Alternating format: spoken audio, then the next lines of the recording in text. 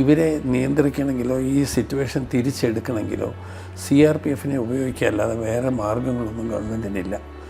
ആർമിയെ ഉപയോഗിക്കാൻ സാധിക്കില്ല. എന്താണെന്ന് വെച്ച് കഴിഞ്ഞാൽ സ്വന്തം സിറ്റിസൺസാണ്, നമ്മുടെ തന്നെ ആളുകളാണ്, വഴിതെറ്റിപ്പോയവരാണ്. അങ്ങോട്ട് പോകുന്ന റോഡുകളിൽ കാടുകളിലൊക്കെ അവർ മൈൻ എത്രയോ കൊല്ലം മുമ്പ് വെച്ചിരിക്കുന്നത്. അവർക്ക് എപ്പോൾ ഇഷ്ടമുണ്ടോ അവർ പ്രസ് ചെയ്യും, നമ്മളുടെ കാലും കയ്യും ഒക്കെ പോകും. Everything depends on the leadership ആണ് എല്ലാത്തിനും കാര്യം. പിന്നെ training is the only solution. ഈ നക്സലൈറ്റ്സിനോ ടെററിസോ ആയി പോകുന്നവർക്ക് നല്ലോണം അറിയാം അവരുടെ life span is only 2 years. ഈ സർവീസ് ഫോഴ്സസിലെ സർവീസ് എന്ന് പറയുന്നത് ഇറ്റ്സ് നോട്ട് എ ജോബ്. അതൊരു ജോലിയല്ല, അതൊരു കമ്മിറ്റ്മെൻറ്റ്, ഒരു മിഷൻ. എൻ്റെ ഒരു ആഗ്രഹം എന്താണെന്ന് വെച്ച് കഴിഞ്ഞാൽ ഞാൻ മരിച്ചു പോയാൽ ഇനി ഒരു ജന്മമോ അല്ലെ 9 ജന്മമോ ഉണ്ടെങ്കിൽ എനിക്ക് ഇതേ ഫോഴ്സിൽ ജോലി ചെയ്യണമെന്നുള്ളതാണ്.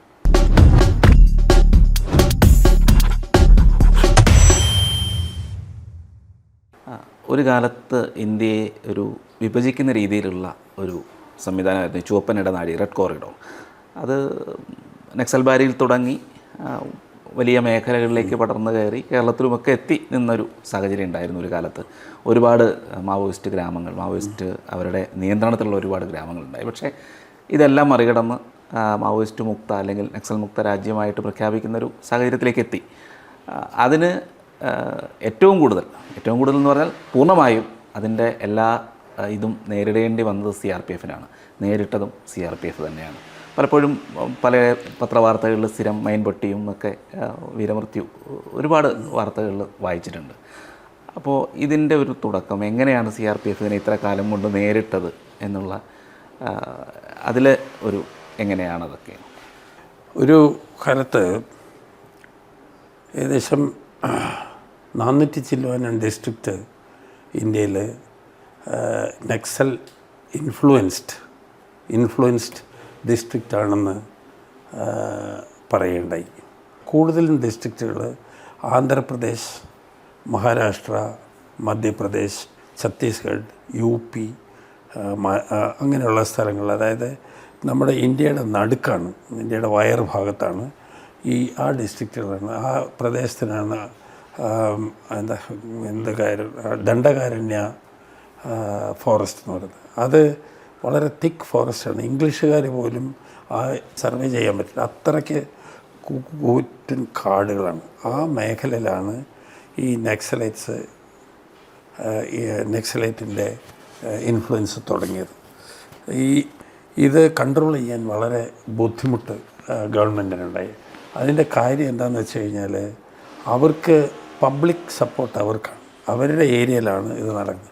റൂറൽ ഇൻറ്റീരിയർ വില്ലേജുകളിലാണ് ഇത് നടക്കുന്നത്. അവർ അറ്റാക്ക് ചെയ്യാൻ വരുമ്പോൾ അവർ വളരെ തന്ത്രപൂർവ്വം ആളുകളെ, ഇന്നസെൻ്റ് ആയിട്ടുള്ള ആളുകളെ മുമ്പിൽ നിർത്തിയോ അല്ലെങ്കിൽ മൈൻ വെച്ച് ബ്ലാസ്റ്റ് ചെയ്തോ അങ്ങനെ വളരെ ക്ലെവറായിട്ടാണ് അവരുടെ അറ്റാക്ക് എല്ലാം പ്ലാൻ ചെയ്തിട്ടാണ് അറ്റാക്ക്.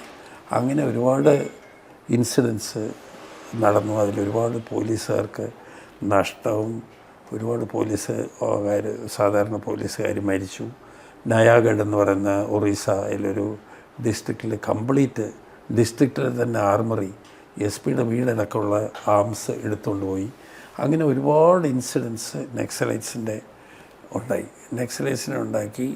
അത് കഴിഞ്ഞ് ഗവൺമെൻറ് ഒരു തീരുമാനമെടുത്തു, ഇതിനെ എങ്ങനെയെങ്കിലും ക്രഷ് ചെയ്യണം.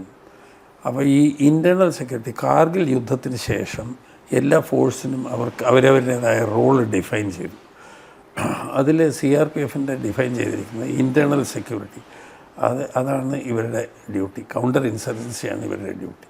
Internal security and counter insurgency. Border security force border നോക്കും, സെൻട്രൽ ഇൻഡസ്ട്രിയൽ സെക്യൂരിറ്റി ഫോഴ്സ് അത് നോക്കും. അങ്ങനെ ഡിവൈഡ് ചെയ്തു. അപ്പോൾ ഇവരെ നിയന്ത്രിക്കണമെങ്കിലോ ഈ സിറ്റുവേഷൻ തിരിച്ചെടുക്കണമെങ്കിലോ CRPF ഉപയോഗിക്കുകയല്ലാതെ വേറെ മാർഗ്ഗങ്ങളൊന്നും ഗവൺമെൻറ്റിനില്ല. ആർമിയെ ഉപയോഗിക്കാൻ സാധിക്കില്ല. എന്താണെന്ന് വെച്ച് കഴിഞ്ഞാൽ സ്വന്തം സിറ്റിസൺസാണ്, നമ്മുടെ തന്നെ ആളുകളാണ്, വഴിതെറ്റിപ്പോയവരാണ്. അതും 1-2 ആളുകളല്ല, തൗസൻഡ്സ്. അപ്പോൾ അവർക്ക് എഗൻസ്റ്റായിട്ട് ആർമിയെയും ടാങ്കിനെയൊക്കെ ഉപയോഗിക്കുക എന്നുള്ളത് ഒരു ഇലക്റ്റഡ് ഗവൺമെൻറ് ഡെമോക്രാറ്റിക് ഗവൺമെൻറ് ചെയ്യാൻ പറ്റാത്തതാണ്. അതുമാത്രമല്ല, ഈ നക്സലിസം എന്ന് പറയുന്ന ഒരു പൊളിറ്റിക്കൽ മൂവ്മെൻറ്റാണ്, ഒരു ആംഡ് റെബല്യനാണ്. പക്ഷേ ഇറ്റ്സ് എ പൊളിറ്റിക്കൽ പൊളിറ്റിക്കലാണ്. അപ്പോൾ അതുകൊണ്ട് അങ്ങനെ പൊളിറ്റിക്കലായിട്ടുള്ളതിനെ അങ്ങനെ ബുള്ളറ്റ് വെച്ചിട്ട് സപ്രസ് ചെയ്യുക, ആർമി വെച്ചിട്ട് എന്നുള്ളത് ഗവൺമെൻറ്റിൻ്റെ ഓപ്ഷനിലില്ല. അപ്പോൾ ഒരേ ഒരു ഓപ്ഷനുള്ളത് CRPF ഉപയോഗിച്ചിട്ട് CRPF ഉപയോഗിച്ച് കണ്ടെയ്ൻ ചെയ്യുക എന്നുള്ളതാണ്. അങ്ങനെ തീരുമാനം എടുത്തതിന് ശേഷം ഗവൺമെൻറ് ഒരു തീരുമാനം വേറെയും കൂടെ എടുത്തു. അതായത് അവർ ഓപ്പറേറ്റ് ചെയ്യുന്നത് അവർക്ക് ഡിസ്ട്രിക്റ്റ് എന്നോ സ്റ്റേറ്റ് എന്നോ ഇല്ല. ഈ ദണ്ഡകാരണ്യം part of Madhya Pradesh, part of Uttar Pradesh, part of അവർക്കൊരു നമുക്കാണ് സ്റ്റേറ്റ് ഡിസ്ട്രിക്റ്റ് എന്നുള്ളത്. അപ്പോൾ അവർ ഈ ഒരു ഡിസ്ട്രിക്റ്റിൽ നിന്ന് മറ്റൊരു ഡിസ്ട്രിക്റ്റിൽ പോയി കഴിഞ്ഞാൽ അവരെ പിടിക്കാൻ ബുദ്ധിമുട്ട്, അങ്ങനെയുള്ള പല പ്രശ്നങ്ങൾ ക്രൈം ചെയ്ത് അവരെയൊക്കെ കണ്ടെയ്ൻ ചെയ്യാനും അവരെ ഫൈറ്റ് ചെയ്യാനും വേണ്ടിയിട്ട് ഒരു സ്പെഷ്യൽ ഫോഴ്സ് ഉണ്ടാക്കണമെന്നുള്ള ഒരു ആവശ്യം ഗവൺമെൻറ്റിന് ഫീൽ ചെയ്തു. അങ്ങനെ ഗവൺമെൻറ് CRPFൻ്റെ 10 ബറ്റാലിയനുകളെ കോബ്ര ബറ്റാലിയനായിട്ട് commando battalion for resolute action അതിന് 10 ബറ്റാലിയനെ റേസ് ചെയ്തു. 10 ബറ്റാലിയനെ റേസ് ചെയ്ത് അവരെ ജംഗിൾ വാർഫെയറിങ്ങിലും കമാൻഡോയിലും വളരെയധികം കഠിനമായിട്ട് അവരെ ട്രെയിൻ ചെയ്തു. അവർക്ക് നല്ല വെപ്പൺസൊക്കെ കൊടുത്തു. അതേപോലെ തന്നെ CRPFനെ അവിടെ ഇൻഡക്റ്റ് ചെയ്യുന്ന ആ ഡ്യൂട്ടിയിലേക്ക് ഇൻഡക്റ്റ് ചെയ്യുന്ന CRPFനെയും പ്രീ ഇൻഡക്ഷൻ ട്രെയിനിങ് എന്ന് പറഞ്ഞിട്ടൊരു പരിപാടി ഒരു 10 ആഴ്ച മറ്റേ കംപ്ലീറ്റ് ആളുകളെ അവിടുത്തെ ആവശ്യങ്ങൾക്കനുസരിച്ച് ട്രെയിൻ ചെയ്യിച്ച് CRPFനെയും ഡിപ്ലോയ് ചെയ്തു. 2/3 ഓഫ് CRPF അവിടെ ഡിപ്ലോയ്ഡായി. 2/3 ഓഫ് ദ CRPF ഡിപ്ലോയ്ഡായി കഴിഞ്ഞിട്ട് ഡിപ്ലോയ്ഡായെങ്കിലും ഇനീഷ്യലി ഒന്നും സക്സസ് കിട്ടിയില്ല. ഇനീഷ്യലി ഒക്കെ നമുക്ക് അടിയേ പറ്റിയിട്ടുള്ളൂ. എന്താണെന്ന് വെച്ച് കഴിഞ്ഞാൽ അങ്ങോട്ട് പോകുന്ന റോഡുകളിൽ കാടുകളിലൊക്കെ അവർ മൈൻ എത്രയോ കൊല്ലം മുമ്പ് വെച്ചിരിക്കുന്നത്. അവർക്കെപ്പോൾ ഇഷ്ടമുണ്ടോ അവർ പ്രസ് ചെയ്യും, നമ്മളുടെ കാലും കയ്യും ഒക്കെ പോകും, വണ്ടി എടുത്ത് പോകും. അങ്ങനെ ഒരുപാട് പേരെ ഒരു കണക്കനുസരിച്ചിട്ട് ഏകദേശം 2743 പേരോ മറ്റേ സെക്യൂരിറ്റി പേഴ്സണൽ അവിടെ ഈ 2000 തൊട്ടിട്ട് 2000 തൊട്ടിട്ട് 2026 വരെ മരിച്ചെന്നാണ്, അല്ല ഈ 10 കൊല്ലത്തിനകം മരിച്ചെന്നാണ് ഒരു കണക്ക് പറയുന്നത്. എത്രയോ യങ്സ്റ്റേഴ്സ് വളരെ ചെറുപ്പം 20-22 വയസ്സിൽ ജോയിൻ ചെയ്ത അസിസ്റ്റൻറ്റ് കമാൻഡൻസ് എത്രയോ പേര് മരിച്ചിട്ടുണ്ട്. Hundreds of them have died. അപ്പോൾ ഞാൻ പറഞ്ഞു വരുന്നത് ആദ്യം അതിനകത്ത് പോകുക എന്നുള്ളത് വളരെ ബുദ്ധിമുട്ടായിരുന്നു. പക്ഷേ ഞാൻ പറഞ്ഞല്ലോ CRPF പെട്ടെന്ന് അഡോപ്റ്റ് ചെയ്യുന്നു. ഗ്രാജുവലായിട്ട് അത് അഡോപ്റ്റ് ചെയ്യുകയും അതിന് വേണ്ട രീതിയിലുള്ള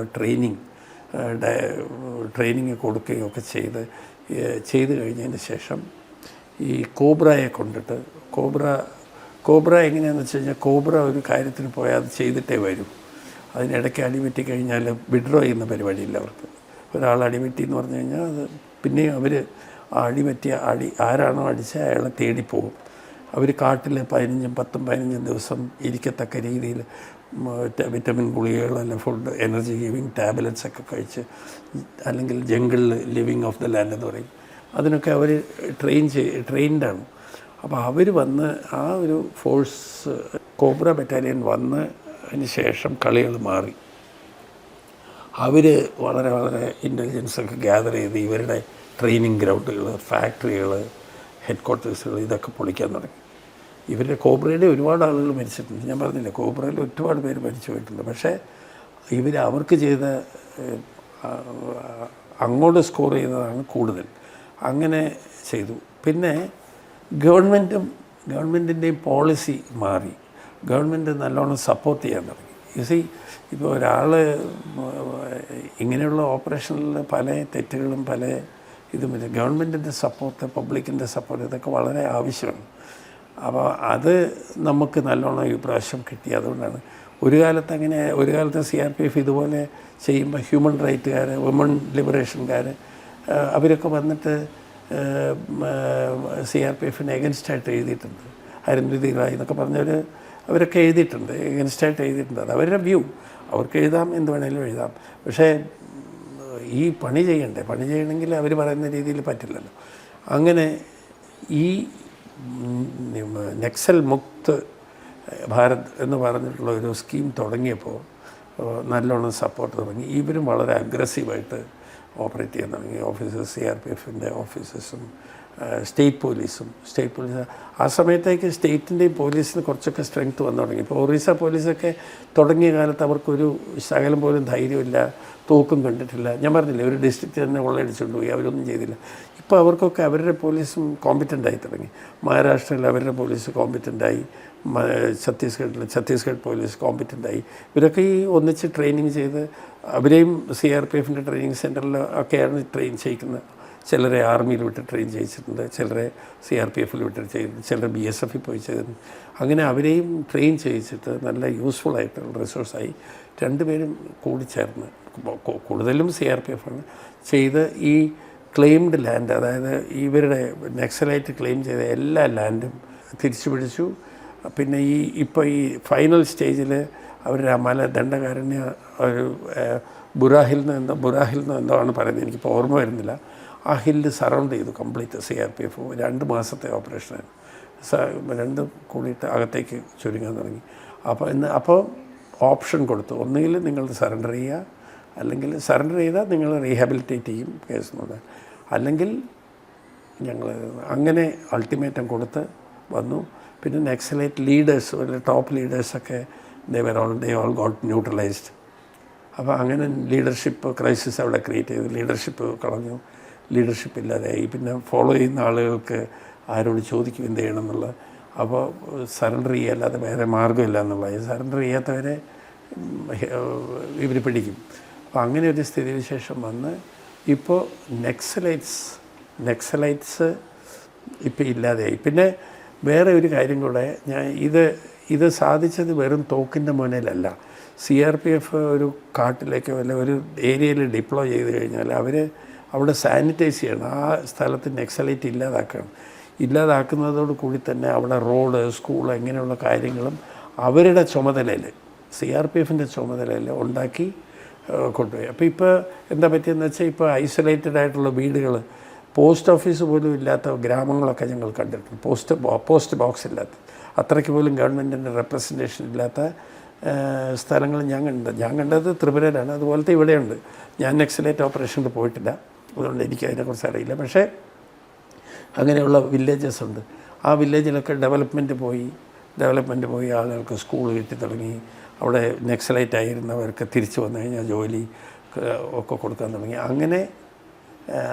അങ്ങനെ ഒരു അവരെ പബ്ലിക്കിനെ പാർട്ടിസിപ്പേറ്റ് ചെയ്യാൻ തുടങ്ങി. പിന്നെ സറണ്ടേർഡ് നെക്സലൈറ്റ്സ്, അവിടെയുള്ള ആളുകളെ ട്രൈബൽ അവരെ CRPFിലേക്ക് എടുത്ത് ട്രെയിൻ ചെയ്യിച്ച് അവിടെ തന്നെ ഡിപ്ലോയ് ചെയ്തു. അവിടെ നിന്നുള്ള മഹിളകളെ എടുത്തിട്ട് അവരെ തന്നെ ഡിപ്ലോയ് ചെയ്തു. അപ്പോൾ അവരൊക്കെ നെക്സലൈറ്റ്സിന് എഗൻസ്റ്റായിട്ടാണ്. ഞാനെന്താ പറഞ്ഞു വരുന്നതെന്ന് വെച്ച് കഴിഞ്ഞാൽ, ആളുകളെ everything depends on the leadership ആണ് എല്ലാത്തിനും കാര്യം. പിന്നെ training is the only solution. Training can convert a man to man power, human being to human resource. ഇപ്പോൾ ഇതെല്ലാം ട്രെയിനിങ് ആയിരുന്നു. അല്ലെങ്കിൽ വേറെ ഇതിൽ വലിയ മാജിക്കൊന്നുമില്ല. ഹാർഡ് ട്രെയിനിങ്, ബെസ്റ്റ് ലീഡർഷിപ്പ് ആണെങ്കിൽ സൊല്യൂഷൻ. അങ്ങനെയാണ് നെക്സലൈറ്റ് ഇതായത്. അപ്പോൾ അത് ഞാൻ പറഞ്ഞില്ലേ, 2700 ചില്ലറ ആളുകൾ മരിച്ചിട്ടുണ്ട്, ഒരുപാട് പേര് മരിച്ചിട്ടുണ്ട്. ചെറിയ പിള്ളേർ, 10-25 പിള്ളേരെ, വയസ്സായ പിള്ളേരുടെ കാലില്ല. ഇപ്പം ഈയിടെ കൂടെ ഈ നക്സലൈറ്റ് ഇതിന് മുമ്പ് 26-ാം തീയതി ഒരു പയ്യൻ്റെ കാല് പോയി. അതാണ് നെക്സലൈറ്റ്സ് ഇല്ല. പക്ഷേ നെക്സലിസം കളയണം, അതിലാണ് നമ്മുടെ സാമർത്ഥ്യം ഇരിക്കുന്നത്. ഇപ്പോൾ ഡെവലപ്മെൻറ്റ് ആളുകൾക്ക് അഭിമാനത്തോടുകൂടി ജോലി ചെയ്ത് വല്ല സാധാരണ ജീവിതം നയിക്കുന്ന ഒരു സാഹചര്യം ഉണ്ടെങ്കിൽ ആരും ആംസ് എടുക്കുമെന്ന് എനിക്ക് തോന്നുന്നില്ല. എന്താണെന്ന് വെച്ച് കഴിഞ്ഞാൽ, ഈ നെക്സലൈറ്റ്സിനോ ടെററിസോ ആയി പോകുന്നവർക്ക് നല്ലോണം അറിയാം അവരുടെ life span is only 2 years. ഒരു വെപ്പൺ എടുത്തു കഴിഞ്ഞാൽ, ടെററിസ്റ്റായിട്ട് വെപ്പണെടുത്ത് നേഷണൽ അഗൻസ്റ്റായിട്ട് ഫൈറ്റ് ചെയ്യുകയാണെങ്കിൽ അവന് 100% അറിയാം അവൻ്റെ ആയുസ് 2 കൊല്ലം, മാക്സിമം 3 കൊല്ലം. അതിനിടയ്ക്ക് അവനെ തട്ടും. അപ്പോൾ അവൻ എന്തുകൊണ്ടാണ് ചെയ്യുന്നതെന്ന് വെച്ചാൽ അവന് വേറെ വഴിയില്ല. അപ്പോൾ അവർക്കൊരു ഡെവലപ്മെൻറ്റൊക്കെ കൊടുത്ത് സംഗതി അവരെ നല്ല രീതിയിൽ നല്ല സിറ്റിസൻസാക്കിക്കൊണ്ട് എഡ്യൂക്കേഷനൊക്കെ കൊടുക്കുകയാണെങ്കിൽ തീർച്ചയായിട്ടും നെക്സലിസം അങ്ങനെ രാഷ്ട്രത്തിന് അഗൻസ്റ്റായിട്ട് നിൽക്കുന്ന എനിക്ക് തോന്നുന്നില്ല. ഈ ഒരു ഇത്രയും ആംസും ഒക്കെ എങ്ങനെയാണ് ഇവർക്ക് ഒരു ഔട്ട്സൈഡ് ഇടപെടലുകൾ ഉണ്ടായിട്ടുണ്ടോ? ഈ ഔട്ട്സൈഡ് ഇടപെടലുകളുണ്ട്. ആക്ച്വലി എന്താണെന്ന് വെച്ചാൽ വലിയൊരു സ്കെയിലിൽ നോക്കുമ്പോൾ ആംസൊക്കെ ഈ മിലിറ്റൻസ് ഗ്രൂപ്പുകൾ തമ്മിൽ തന്നെ ഒരു കരാറുകളുണ്ടെന്നാണ് മനസ്സിലാക്കാൻ കഴിയുന്നത്. നക്സലൈറ്റ്സിൻ്റെ അടുത്ത് എല്ലാം most of the arms are looted from what it is called police. പിന്നെ ആംസ് ഇപ്പോൾ ഇന്ത്യക്ക് വെളിയിൽ പോയി കഴിഞ്ഞാൽ ആംസൊക്കെ വളരെ ഈസി ആയിട്ട് കിട്ടും. ഇപ്പോൾ ബർമയിലൊക്കെ പോയി കഴിഞ്ഞാൽ കോക്സ് ബജാർ എന്ന് പറഞ്ഞാൽ അവിടുന്ന് ഏത് ആംസ് വേണമെങ്കിലും മേടിക്കാം, പൈസ ഉണ്ടെങ്കിൽ മേടിക്കാൻ പറ്റും. അവരുടെ അടുത്ത് അങ്ങനെ ഒരു ഭയങ്കര ഒരു ഹൈ എൻഡ് വെപ്പൺ ഉണ്ടെന്ന് എനിക്ക് തോന്നുന്നില്ല. അവരുടെ അടുത്ത് ഈ പോലീസിൻ്റെ അടുത്ത് നിന്ന് കൊണ്ടുപോയതോ അങ്ങനത്തെ ഉള്ള ഓട്ടോമാറ്റിക് വെപ്പൺസുകളോ അല്ലാതെ റോക്കറ്റ് ലോഞ്ചറും കാര്യമൊക്കെ ഇവിടുന്ന് കൊണ്ടുപോയതുണ്ടെന്നല്ലാതെ അവരായിട്ട് പ്രൊക്വയർ ചെയ്തൊന്നുമില്ല. പിന്നെ മൈൻസാണ് അവരുടെ ഒരു മെയിൻ ആയി. മൈൻഡ്സാണ് mind they penetrate in to the mind. പിന്നെ മൈൻഡ്സ് പിന്നെ എന്താണെന്ന് വെച്ച് കഴിഞ്ഞാൽ അവർ കംപ്ലീറ്റ് വില്ലേജ് അവർക്ക് സപ്പോർട്ടാണ്, അല്ലെങ്കിൽ കൊല്ലും അവർ. ഇപ്പോൾ ഒരാളെ അറ്റാക്ക് ചെയ്യുക എന്ന് പറഞ്ഞു കഴിഞ്ഞാൽ, അല്ലെങ്കിൽ ഒരു കോൺവോയെ അറ്റാക്ക് ചെയ്യുക എന്ന് പറഞ്ഞു കഴിഞ്ഞാൽ 1-2 പേരല്ല വരിക, 1000, 2000, 3000 പേരാണ് വരിക. അവരാണ് നിൽക്കുന്നത് മുമ്പിൽ. ആ ഫയർ ചെയ്യുന്നവൻ പുറകിലായിരിക്കും, ഫയർ ചെയ്യുന്നവർ കൊല്ലുന്നവർ ഫയർ. അപ്പോൾ ഈ ആംബുഷിൽ പെട്ടവൻ ഫയർ ചെയ്യണമെങ്കിൽ ആരെ ഫയർ ചെയ്യും? ഫയർ ചെയ്യാൻ പറ്റില്ല. എല്ലാ പെണ്ണുങ്ങളും കുട്ടികളും നിൽക്കുന്നത് എങ്ങനെ ഫയർ ചെയ്യാൻ പറ്റും? അവൻ്റെ പുറകിലാണ് ഇരിക്കുന്നത്. അതാണ് അവരുടെ സ്ട്രാറ്റജി. അല്ലെങ്കിൽ ഒറ്റയ്ക്ക് ഒറ്റയ്ക്ക് കിട്ടുന്നത് കാട്ടിൽ മരത്തിൻ്റെ മുകളിൽ കൺസീൽ ചെയ്തിരിക്കും, നമ്മൾ നടുക്ക് വരുമ്പോൾ നമ്മളെ തീർത്തോളും. അങ്ങനെയാണ് അവർ ചെയ്യുന്നത്. അതാണ് അവരുടെ വളരെ deceptive. Jungle warfare is highly deceptive. പിന്നെ അവർ ജംഗിളിൽ തന്നെ താമസിക്കുന്നതാണ്. അവർക്ക് ജംഗിളിനെ കുറിച്ച് നല്ലോണം അറിയാം. ഇപ്പോൾ വീരപ്പൻ ജംഗിളിനെ കുറിച്ച് നല്ലോണം അറിയാം, അതുകൊണ്ടാണ് അയാൾ സർവൈവ് ചെയ്തത്. അതേപോലെ തന്നെ ഇവർക്ക് ഇവർ ട്രൈബലാണ്, ഇവർക്ക് ജംഗിളിനെ കുറിച്ച് നല്ല ധാരണയാണ്. അതേസമയം CRPF അല്ലെങ്കിൽ ലോക്കൽ പോലീസോ ആ ഒരു ഓപ്പറേഷൻ അവിടെ പോകുന്നവർക്ക് ഒന്നും മനസ്സിലായില്ല. എല്ലാം ഇങ്ങനെ പച്ചയായിട്ട് കാണുന്നു, എങ്ങോട്ടാണ് പോകേണ്ടതെന്നറിയില്ല. മനസ്സിലാണെങ്കിലും പേടി, എവിടെ ബോംബ് വരുന്നതെന്നുള്ള അറിയില്ല. ഇങ്ങനെയുള്ള പ്രശ്നങ്ങളുണ്ട്. പക്ഷേ അതുകൊണ്ടാണ് നമുക്ക് ഒരുപാട് ലോസായത്. പക്ഷേ what ever it is, CRPF has given a big sacrifice which the nation should acknowledge. So many lives. ഒരുപാട് കുടുംബങ്ങൾ റോഡിലായി. അവർക്ക് പണം കൊടുക്കുമായിരിക്കും, പണം കൊടുത്തുകൊണ്ട് ആൾ കിട്ടും ഇല്ലല്ലോ. ഒരു 10-25 വയസ്സ് 26 വയസ്സുള്ള കോൺസ്റ്റബിൾ മരിക്കുക എന്ന് പറഞ്ഞാൽ അവൻ്റെ വൈഫ് 20 വയസ്സ് കാണും. അവളെങ്ങനെ ജീവിക്കും? കുട്ടികൾ 2-3 വയസ്സുള്ള കുട്ടികൾ എങ്ങനെ ജീവിക്കും? അതാണ്. അതുകൊണ്ട് അവർ ഈ those who have martyred in any force, ആർമിയിലാണെങ്കിലും സിവിൽ പോലീസും, ദോസ് ഹു ഹാവ് മാർട്ടേഡ്, രാഷ്ട്രത്തിന് വേണ്ടി ജീവൻ കൊടുത്തിട്ടുണ്ട്, അവനെ രാഷ്ട്രം രക്ഷിച്ചേ പറ്റും എന്നുള്ളതാണ്. അതാണ് എൻ്റെ ഒരു വ്യൂ. ജീവനോടുള്ളവർക്ക് കൊടുത്തില്ലെങ്കിലും കുഴപ്പമൊന്നുമില്ല. പക്ഷെ ഒരാൾ മരിച്ചു കഴിഞ്ഞാൽ എന്തൊരു ലോസ്, അത് ആലോചിക്കാൻ പറ്റുന്നില്ല. എനിക്ക് നല്ലോണം അനുഭവം എന്താണെന്ന് വെച്ചാൽ, എത്രയോ ശവശരീരം ഞാൻ പറഞ്ഞില്ലേ, കാശ്മീരിൽ നിന്ന് ഒരുപാട്. പിന്നെ ഞാൻ DIG ആയിട്ട് മദ്രാസ് ഗ്രൂപ്പ് സെൻ്ററിലിരിക്കുമ്പോൾ എത്രയോ മൃതദേഹങ്ങൾ ഏറ്റുവാങ്ങേണ്ടി വന്നിട്ടുണ്ട്. അതുകൊണ്ട് അവർ വീട്ടിൽ പോകേണ്ടി വന്നിട്ടുണ്ട്. അതൊന്ന് നെഞ്ചു പൊട്ടി മരിച്ചു പോകും. അത്രയ്ക്ക് സങ്കടമുള്ള കാര്യം. നക്സലിസം വിജയിച്ചതൊരു വലിയ വിജയം തന്നെയാണ്. ഗവൺമെൻറ്റിന് വിജയം. ഇത് മിലിറ്ററിയുമായിട്ടുണ്ട് മാത്രമല്ല, ബേസിക്കലി പീപ്പിൾ പാർട്ടിസിപ്പേഷൻ. അതാണ് ഡെവലപ്മെൻറ്റാണ് കാര്യം. അതെ, ആ ഒരു സമയത്ത് എല്ലാ മേഖലകളും, സ്കൂളുകൾ, ഇലക്ട്രിസിറ്റി, അതൊക്കെ കൊണ്ടുവന്നു, ആശുപത്രി, ഇതൊക്കെ കൊണ്ടുവന്നതിൻ്റെ കൂടെയാണ് ഈ ഒരു മാറ്റവും. പിന്നെ മൊബൈൽ ടവറുകൾ അതൊക്കെ വന്നു. അങ്ങനെ അതാണ് അടിസ്ഥാന സൗകര്യ വികസനമാണ് ഇതിൽ വലിയൊരു മാറ്റം വരുത്തിയത്. അടിസ്ഥാന സൗകര്യമാണ്. ഞാൻ പറഞ്ഞില്ലേ, ഒരാൾക്ക് അഭിമാനമായിട്ട് 2 നേരം ആഹാരം കിട്ടുന്ന ഒരു ജോലി സമ്പാദിക്കാൻ കഴിവുണ്ടെങ്കിൽ അവൻ ഒരിക്കലും തോക്കെടുക്കില്ല. ഒരാൾക്കും, ഹ്യൂമൻ ബീയിങ്ങായി ജനിച്ച ഒരാൾക്കും തെറ്റ് ചെയ്യണമെന്നില്ല. അവൻ സാഹചര്യങ്ങൾ കൊണ്ട് തെറ്റ് ചെയ്യുന്നതാണ്. ഇപ്പോൾ കാട്ടിൽ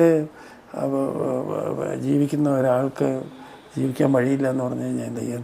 നമ്മളിപ്പോൾ അവരുടെ വിചാരം മുഴുവൻ, അവരുടെ കാട് മുഴുവൻ നമ്മൾ പിടിച്ചെടുക്കും, അവരെ ജീവിക്കാൻ സമ്മതിക്കില്ല എന്നുള്ളതാണ് അവരെ പറഞ്ഞ് ധരിപ്പിച്ചിരിക്കുന്നത്.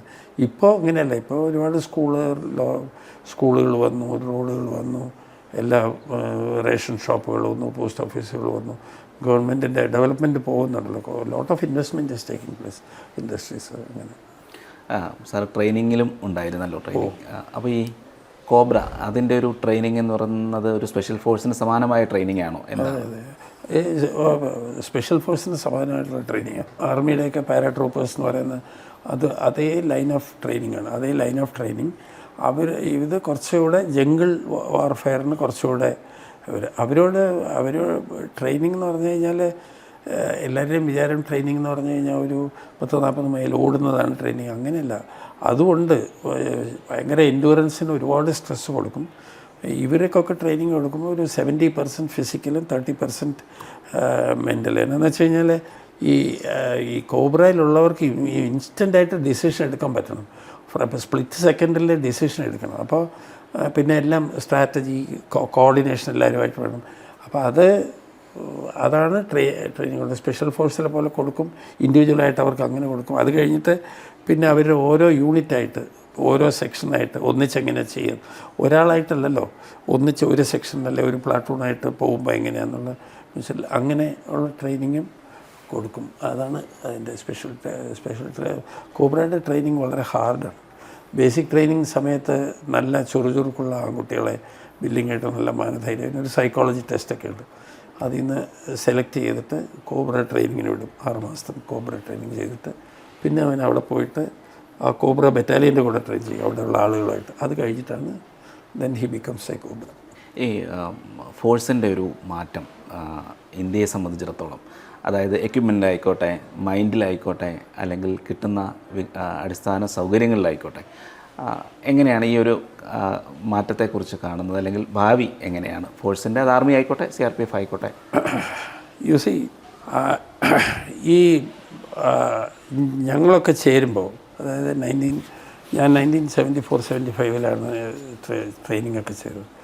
ഞാൻ 76 ജോലിക്ക് കയറുമ്പോൾ ഉള്ള CRPFും ഇപ്പോൾ ഉള്ള CRPFും തമ്മിൽ ആനയാടും തമ്മിലുള്ള വ്യത്യാസം. അന്ന് ഒരു കോൺസ്റ്റബിളിൻ്റെ ശമ്പളം എന്ന് പറയുന്നത് 90 രൂപയായിരുന്നു. 90 രൂപ, 90 റുപ്പീസ്. അന്ന് 90 റുപ്പീസിൽ നിന്ന് 90 റുപ്പീസ്, അതും ഒരു 20-30 രൂപയോ മറ്റേ റേഷൻ മണിയും കിട്ടും. എല്ലാം കൂടെ 110 രൂപയാണ് ശമ്പളം കിട്ടിക്കുന്നത്. ഒരു officer, class 1 officer, class 1 group A ഓഫീസറായിരുന്നു എനിക്ക് കിട്ടിയിരുന്ന ശമ്പളം 310 റുപ്പീസും പ്ലസ് സം 90 റുപ്പീസോ 100 റുപ്പീസ് കമാൻഡ് അലവൻസോ എല്ലാം കൂടെ കൂട്ടി വരുമ്പോൾ 1000 രൂപ. എനിക്കിപ്പോഴും ഓർമ്മയുണ്ട്, എനിക്ക് 4 ഫിഗർ സാലറിയിലേ ഞാൻ ജോലി ചെയ്യുള്ളൂ എന്നൊക്കെ എനിക്ക് വലിയ വാശിയായിരുന്നു. പക്ഷേ എനിക്ക് എൻ്റെ ആദ്യത്തെ ശമ്പളം 999 റുപ്പീസായിരുന്നു, 1 രൂപ കുറഞ്ഞു.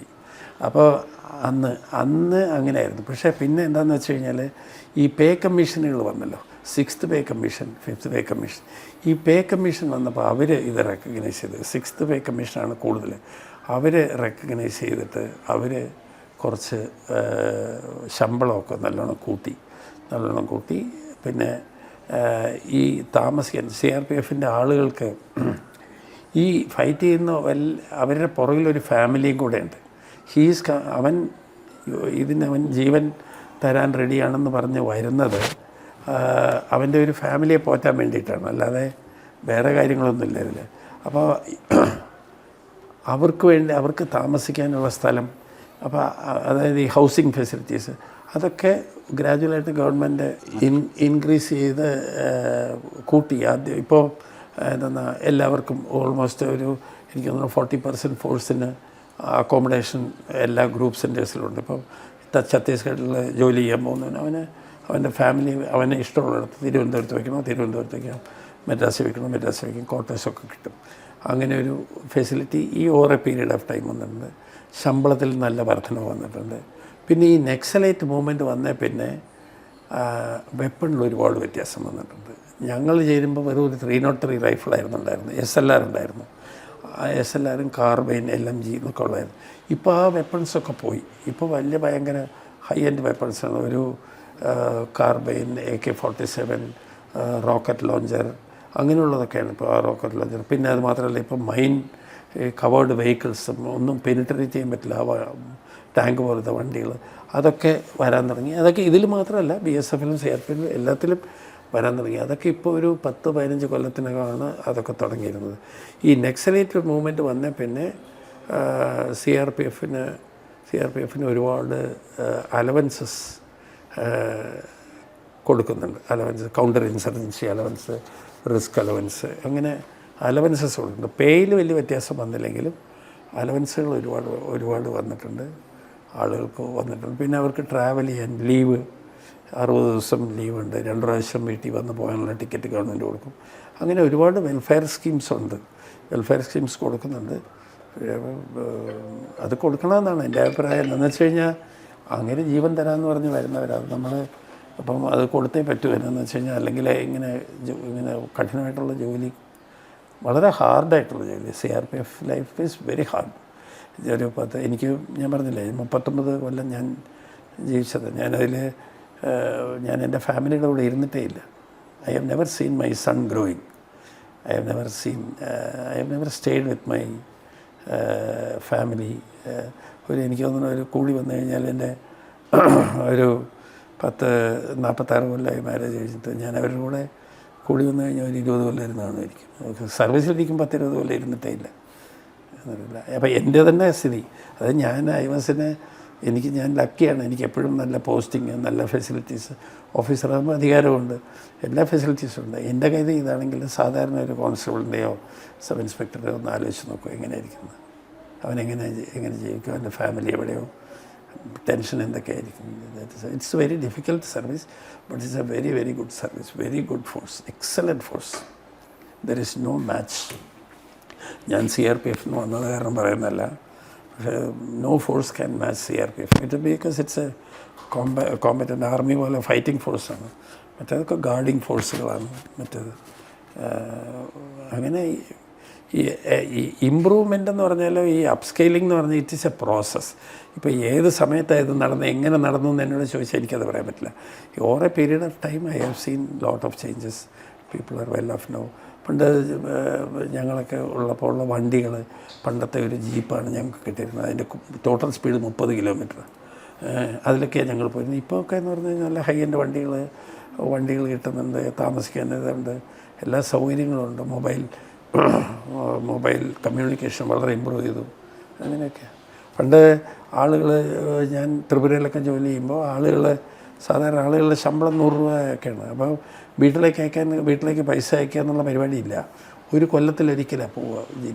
ലീവിന് പോകുമ്പോൾ അവിടെയുള്ള ആളുകളെല്ലാം കൂടെ പൂൾ ചെയ്ത് കാശ് കൊടുക്കും. എന്നിട്ട് അവൻ പോവും ലീവിൽ. ത്രിപുരയിൽ നിന്ന് പോകണമെങ്കിൽ 5 ദിവസം എടുക്കും അവൻ്റെ വീടെത്തുമ്പോൾ. തിരിച്ചു വന്നു കഴിഞ്ഞിട്ട് പിന്നെ വേറെ ഒരുത്തിന് കൊടുക്കും. അങ്ങനെ ഒരു കട. വീട്ടിൽ നിന്ന് എന്താ നടക്കുന്നതെന്നുള്ള അറിയില്ല. ലെറ്റർ വരും വീട്ടിൽ നിന്ന്. 1 മാസം 2 മാസം കഴിഞ്ഞ്. എനിക്ക് അനുഭവമുള്ള എൻ്റെ അമ്മ എനിക്ക് എഴുതി കഴിഞ്ഞാൽ 2 ആഴ്ച കഴിഞ്ഞിട്ടായിരുന്നു കിട്ടിക്കിട്ടുന്നത് ത്രിപുരയിലൊക്കെ. പേടി. ത്രിപുരയിൽ പോയി മകൻ. ത്രിപുരയിലൊന്നും കേട്ടിട്ടില്ലല്ലോ. ത്രിപുര എന്താണെന്നോ നാഗാലാൻഡ് എന്താണെന്നോ ഇവിടെയൊക്കെ ആരും കേട്ടിട്ടില്ല. പേടി. അപ്പോൾ അന്ന് കമ്മ്യൂണിക്കേഷൻ ഇന്ന് വളരെ വളരെ വളരെ ഡെവലപ്ഡായി. പിന്നെ സമൂഹത്തിൽ എന്ത് ഡെവലപ്മെൻ്റ് ഉണ്ടോ അത് എല്ലാത്തിലേക്കും സ്പ്രെഡ് ചെയ്യും. CRPFിലേക്ക് സ്പ്രെഡ് ചെയ്യും, ആർമിയിലേക്ക് സ്പ്രെഡ് ചെയ്യും, പോലീസിലേക്ക് സ്പ്രെഡ് ചെയ്യും. അതേപോലെ തന്നെ സമൂഹത്തിൽ എന്ത് നന്മയും ചീത്തയുണ്ടോ അതും വരും. ഗുണവും ദോഷവും ചെയ്യും. 4 പതിറ്റാണ്ടിനോടടുത്ത സർവീസ് ജീവിതം. അപ്പോൾ എന്താണ് തോന്നുന്നത് ഇപ്പോൾ ഇത്രയും റിട്ടയർ ചെയ്തു ഇങ്ങനെയൊരു? എൻ്റെ സർവീസ് ലൈഫ് ഏകദേശം 39 കൊല്ലം എന്ന് പറയുന്നത് സെലിബ്രേഷനായിരുന്നു. ഓരോ ദിവസവും എൻ്റെ സർവീസ് ഡേയ്സ് ആഘോഷങ്ങളായിരുന്നു. എനിക്ക് ഒരിക്കൽ പോലും സങ്കടപ്പെട്ടോ ഡിപ്രഷൻ അടിച്ചോ അല്ലെങ്കിൽ നിരാശനായിട്ടോ ഒരു ദിവസം പോലും ഞാൻ സർവീസ് മാറ്റേഴ്സിലിരുന്നിട്ടില്ല. അതെന്താണെന്ന് വെച്ച് കഴിഞ്ഞാൽ അത്രയ്ക്ക് ലോയലിറ്റിയാണ് ആളുകൾക്ക്. അത്രയ്ക്ക് ലോയലിറ്റി. ജീവൻ വേണമെന്ന് പറഞ്ഞാൽ ജീവൻ തരും. അവർ തല വെച്ചുകൊണ്ട് നടക്കും. അങ്ങനെ അവരുടെ ഒരു ഓഫീസറായിട്ടിരിക്കുക എന്ന് പറഞ്ഞു കഴിഞ്ഞാൽ അതൊരു വലിയ അനുഭവമാണ്. അങ്ങനെ ആണ് പിന്നെ ഈ സർവീസ്, ഫോഴ്സസിലെ സർവീസ് എന്ന് പറയുന്നത് ഇറ്റ്സ് നോട്ട് എ ജോബ്. അതൊരു ജോലിയല്ല, അതൊരു കമ്മിറ്റ്മെൻറ്റ്, ഒരു മിഷൻ. അങ്ങനെയാണ്. എന്നെ സംബന്ധിച്ചിടത്തോളം എനിക്കെൻ്റെ യൂണിഫോമിനോടും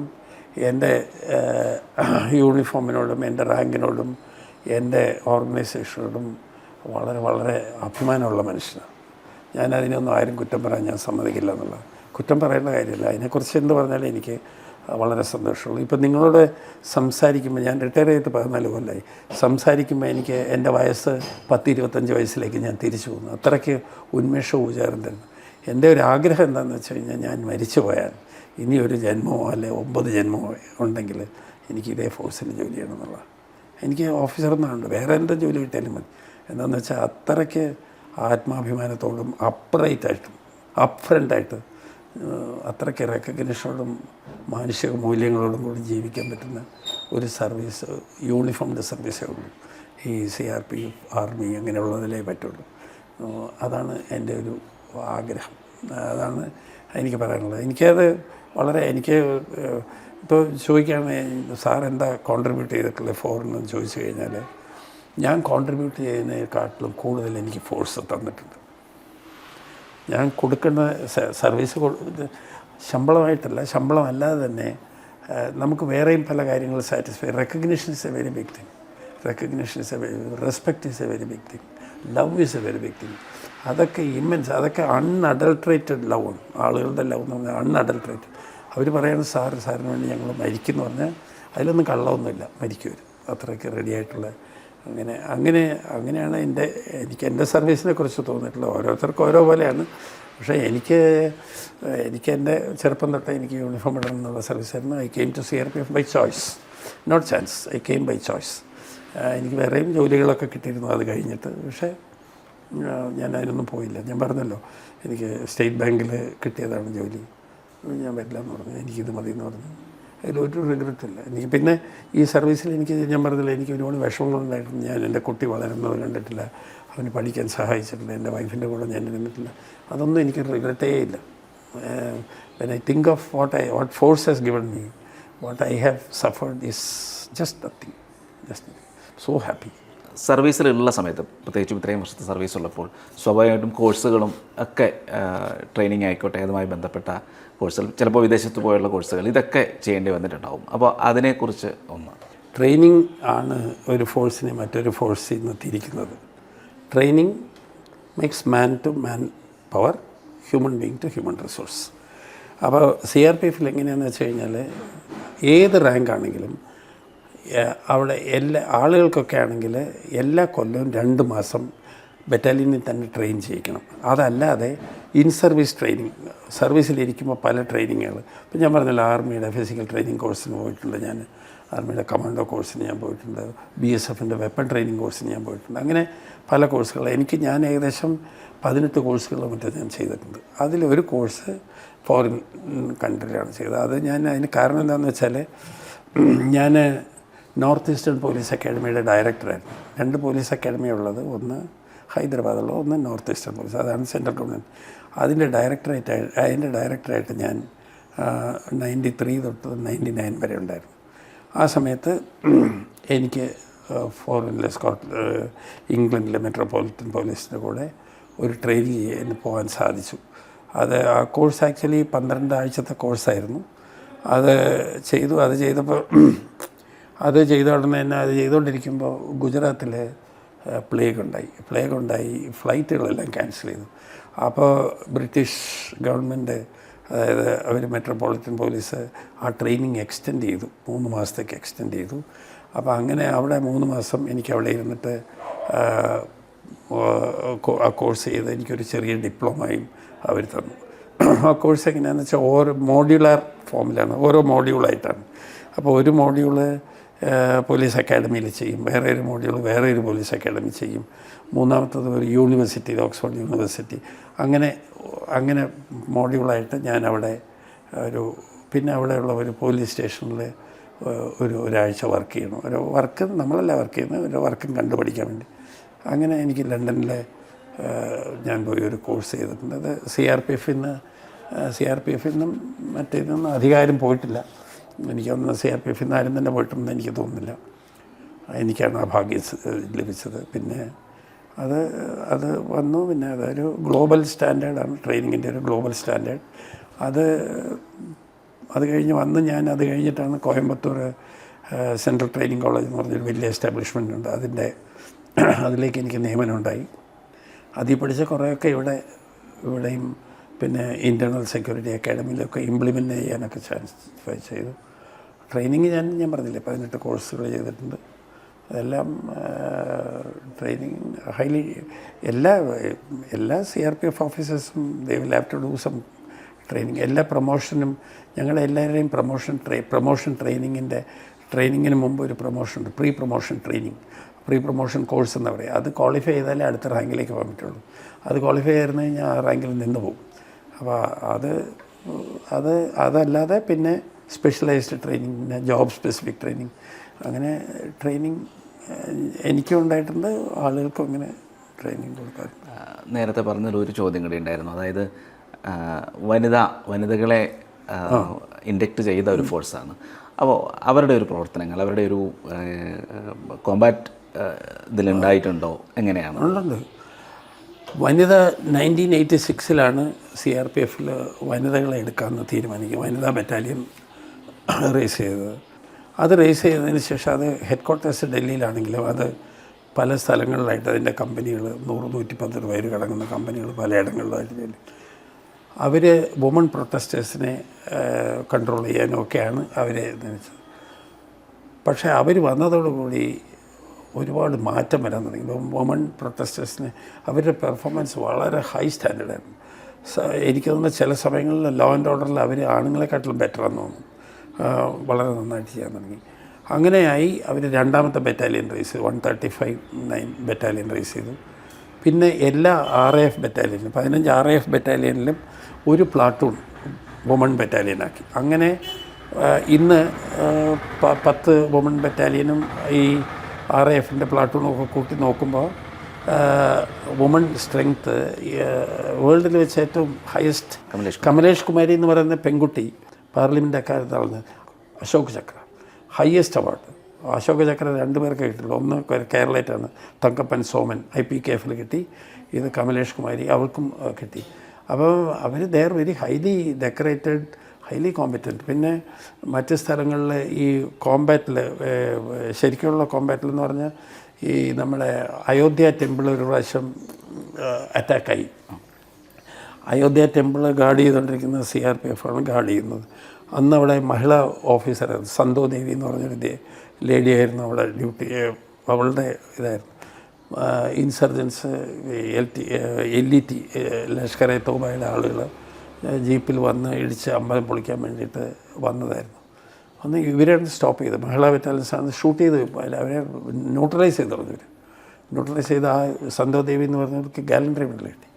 അങ്ങനെ 1-2 അല്ല, ഒരുപാട് സംഭവങ്ങളുണ്ട് മഹിളകളെ.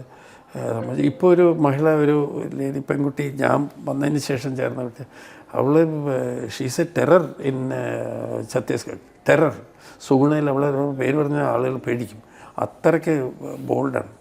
നല്ലതാണ് അവർക്ക്. പക്ഷേ അവർക്ക് പിന്നെ എന്താണെന്ന് വെച്ചാൽ അവർക്ക് പ്രശ്നങ്ങൾ ഒരുപാടുണ്ട്.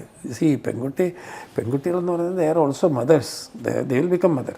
അപ്പോഴാണ് പ്രശ്നങ്ങൾ വരിക. പക്ഷെ എന്നാലും CRPFൻ്റെ മഹിള ഈസ് ഫാൻറ്റാസ്റ്റിക്. പിന്നെ വേറെ ഒരു കാര്യങ്ങൾ എന്താണെന്ന് വെച്ചാൽ മറ്റുള്ള സ്ഥലത്തിലെ പോലെ പെൺകുട്ടികളും ഇവിടെ നല്ലോണം അഡ്ജസ്റ്റ് ചെയ്ത് അവർ നല്ലോണം ഫോഴ്സ് അക്സെപ്റ്റ് ചെയ്തു എന്നുള്ള 1986 തൊട്ടിട്ട് ഇപ്പോൾ വരെ ഒരു പീഡന കേസോ ഇങ്ങനെയൊന്നും ഫോഴ്സിൽ വളരെ 1-2 കേസുകളുണ്ടായി കാണുമായിരിക്കും. അല്ലെങ്കിൽ അങ്ങനെയൊന്നുമില്ല. അവർ they are treated with lot of respect and they do job with lot of commitment. നല്ല ഇപ്പോൾ RAFലൊക്കെ ഉള്ള പെൺകുട്ടികൾ RAF ഡിപ്ലോയ്മെൻറ്റ് വന്ന ഇപ്പോൾ ഇലക്ഷനൊക്കെ കണ്ടില്ലേ, വെസ്റ്റ് ബംഗാൾ ഇലക്ഷനൊക്കെ കണ്ടു കാണുമല്ലോ. അവർ നല്ലോണം ചെയ്യും. Mahila battalion is a biggest resource India has, biggest woman resource India has. ഇപ്പോൾ മഹിളാ ശക്തി, നാരീശക്തി എന്നൊക്കെ പറയുന്ന കാണുന്ന ഇതാണ് നാരീശക്തി. എല്ലാ പെൺകുട്ടികളും വില്ലേജ് ബാക്ക്ഗ്രൗണ്ടാണ്. അപ്പോൾ എല്ലാ ബോംബെയിലോ ഡൽഹിയിലോ പഠിച്ചവരോ IIT പാസ്സായവരൊന്നുമല്ല, സാധാരണ വില്ലേജിൽ നിന്നുള്ളവരും ഇവിടെ വന്ന് ട്രെയിൻ ചെയ്ത് they transform as excellent very very responsible ladies and they live with a lot of dignity. അതാണ്.